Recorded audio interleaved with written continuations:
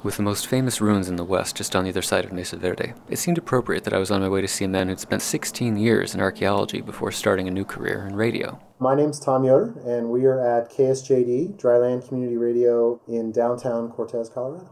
KSJD reaches across what we call the Four Corners area, so where the four states meet: New Mexico, Arizona, Utah, and Colorado. And is this AM that we're talking about? FM? This is FM. It's pretty much line of sight. One of the difficulties in radio is terrain, and what they call height above terrain.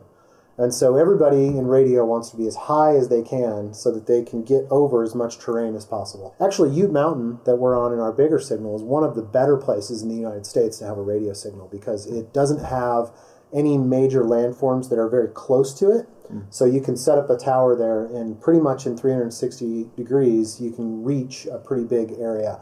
In our case, once you hit the La Plata Mountains to the east, once you hit into like the Abajo Mountains and the La Salle Mountains in Utah, or we actually reach pretty well into Arizona and New Mexico because there's not a lot of major landforms over there that stop the signal. But it is a very harsh environment. We deal a lot with snow up there, and so a lot of moisture getting into the system, making sure everything's sealed off.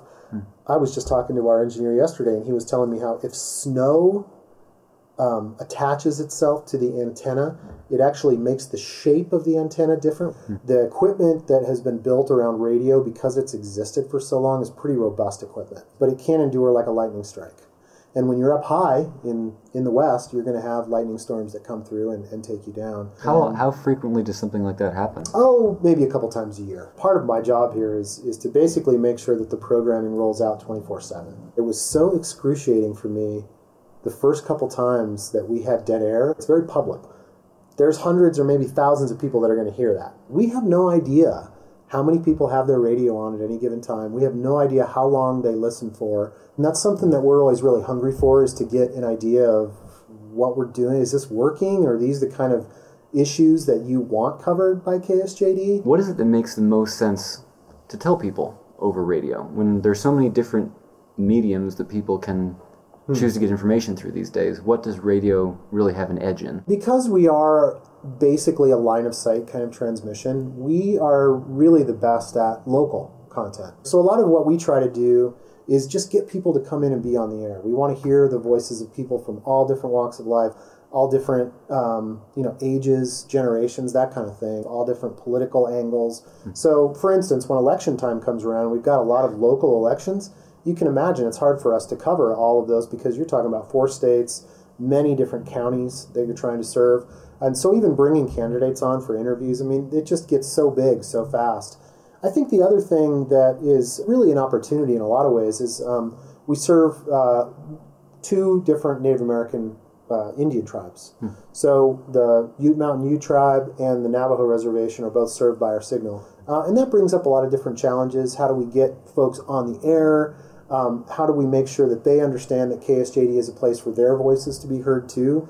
And then the other thing that I think is really more of an opportunity is our sort of rural conservative population around here. A lot of people are not familiar with the community radio model, or we're sort of viewed as being more of the liberal media, probably because we run NPR. I've learned a lot about not only radio and public media, but just about this community and about what people value in this community. It's really been eye-opening for me and really inspiring for me to be a part of the community in that different capacity of really giving people a voice.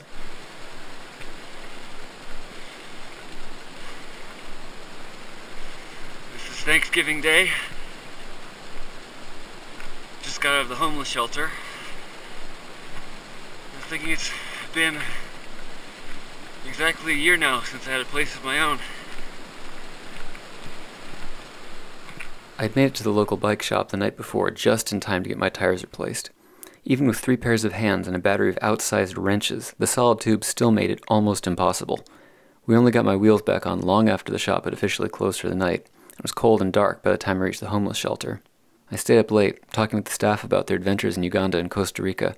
When the lights came on at 5:30, we didn't have long to vacate the premises. One of the other men from the bunk room caught me in the kitchen. He'd heard I was heading for El Paso and was curious if I was going to get there the same day. I had to think for a moment before I understood what that even meant.